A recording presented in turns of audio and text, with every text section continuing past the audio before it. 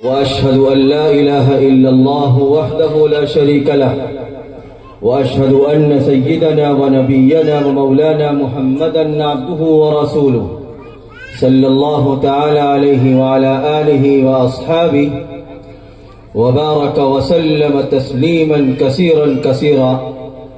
أما بعد فأعوذ بالله من الشيطان الرجيم. بسم الله الرحمن الرحيم. منها خلقناكم وفيها نعيدكم ومنها نخرجكم تارة أخرى. صدق الله المولانا العلي العظيم. محترم بزرگوں، عزیز ساتھیوں، اسٹیج پر شہر گورکھپور کی موقر معتبر مستند علماء کی ایک جماعت موجود ہے، خصوصاً معلم الحجاج حضرت مولانا صادق علی صاحب، اسی طرح نوجوان عالم دین، مستند معتبر عالم دین حضرت مولانا شعیب احمد صاحب قاسمی دام ظلہ العالی، اور اس پروگرام کے داعی رفیق محترم ہمدرس حضرت مولانا مفتی محمد کلیم صاحب قاسمی، نائب امام عیدگاہ بہرام پور، اور اس پروگرام کو چلانے والے مشفق و مربی محسن حضرت مولانا غفران احمد صاحب قاسمی دامت برکاتہم، اور دیگر حضرات علماء کرام. شہر کی اتنی بڑی تعداد یہاں پر موجود ہے،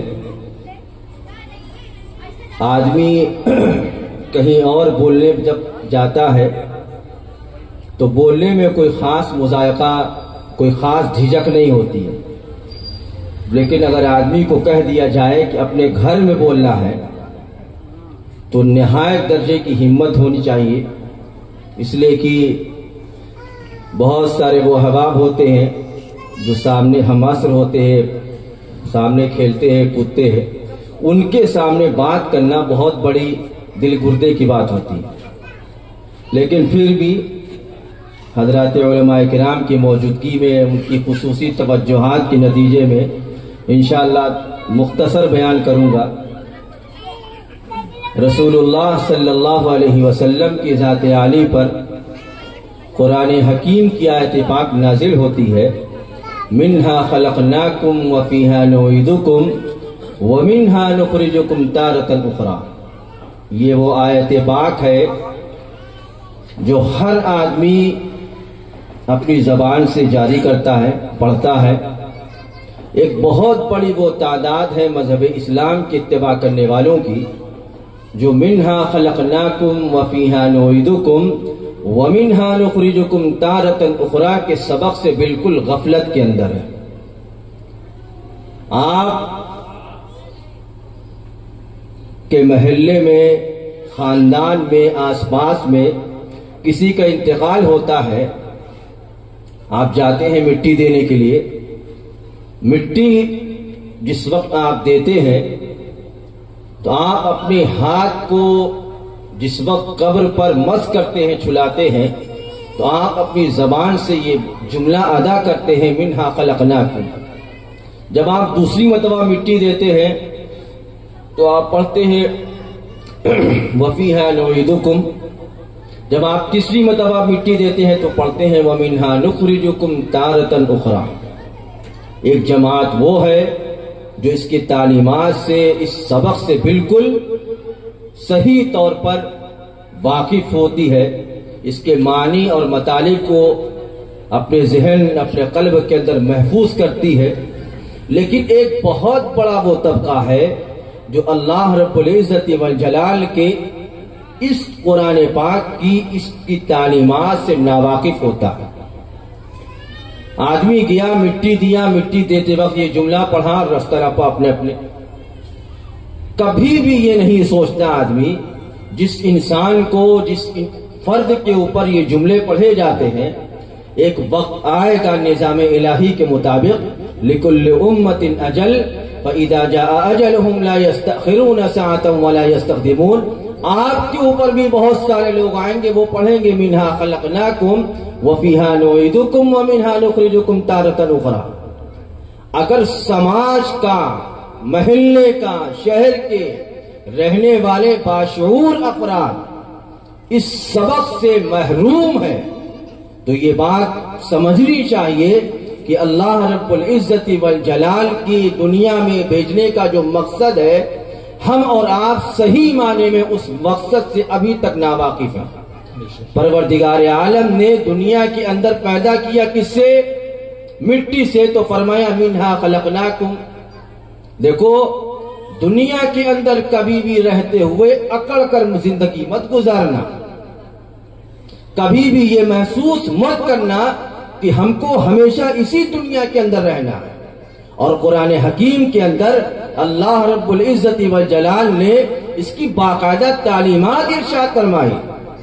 ہر آدمی چاہتا ہے کہ ہم اللہ رب العزت والجلال کی نگاہ میں محبوب بندے بن جائے، ہم ایسے بن جائیں کہ پروردگار عالم ہم کو دیکھ کر ہم سے پیار کرے.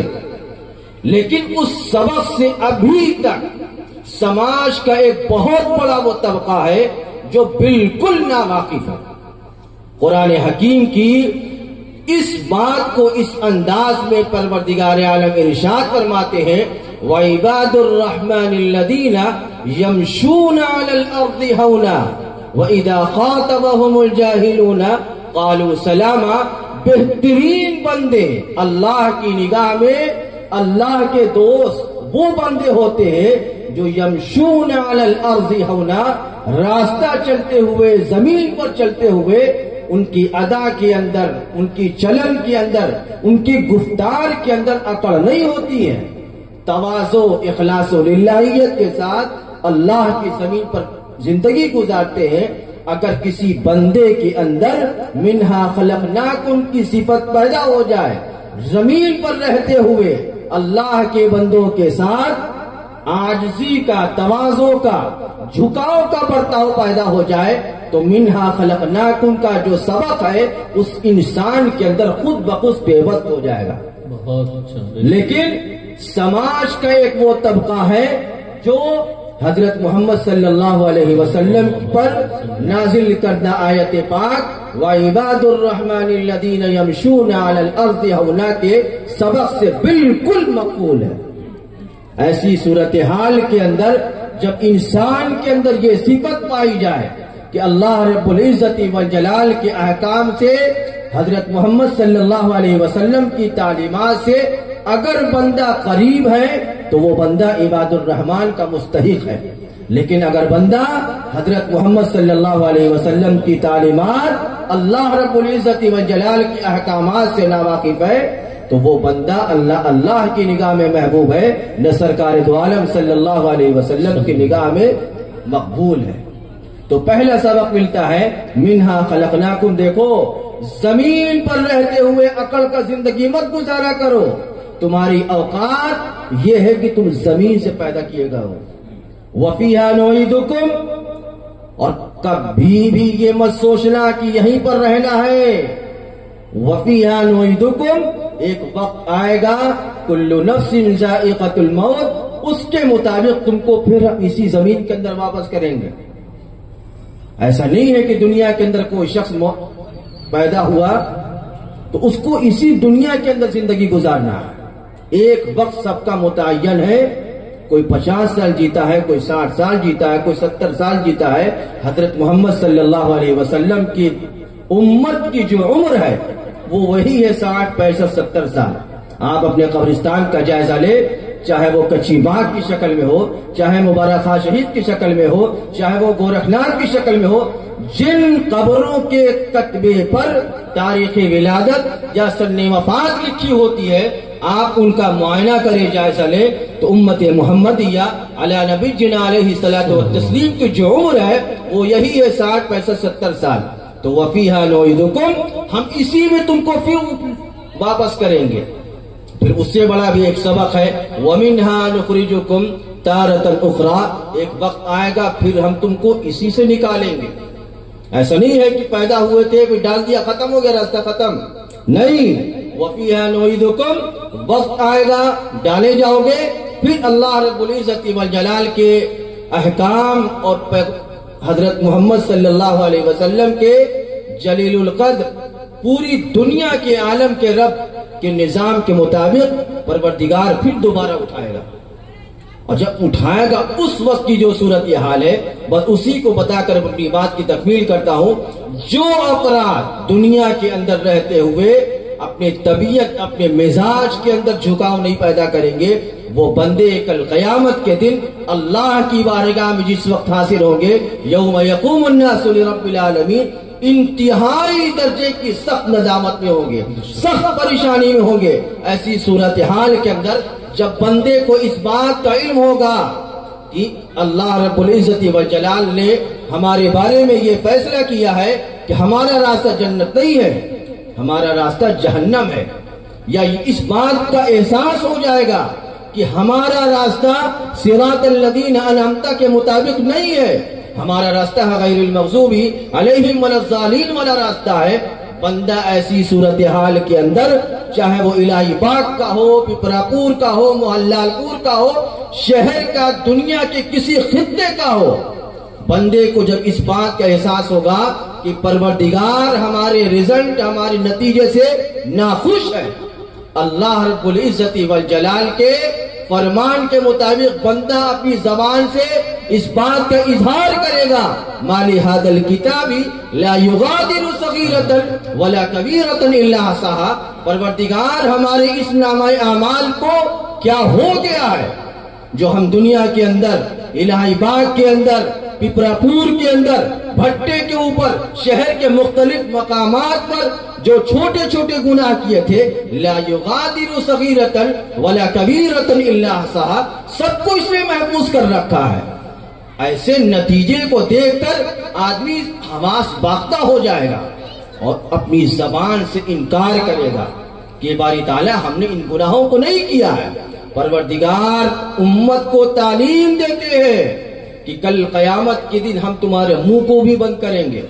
اليوم نختم على افواههم وتكلمنا ايديهم وتشهد ارجلهم بما كانوا يكسبون، کل قیامت کے دن تمہارے منہ کو ہم بند کر دیں گے، مغلق کر دیں گے، تمہارے ہاتھ گواہی دیں گے، تمہارے پیر گواہی دیں گے، اس بات کا اعلان کریں گے کہ تم نے اپنی حیات اپنی زندگی کے اندر پروردگار کے نظام کے مطابق تم نے زندگی نہیں گزاری ہے.